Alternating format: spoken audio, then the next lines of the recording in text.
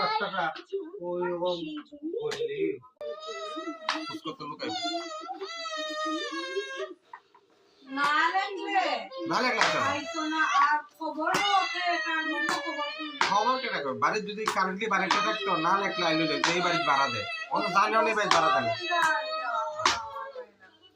আমি বলছি যে পয়সা দিয়া 2000 টাকা দিলে ওই যে বাড়ি মেইনটেইন করতে লাইটের বিলটা দিতে আরে যেমনি দাম না হলো তারা আগে করবো চলে যাচ্ছে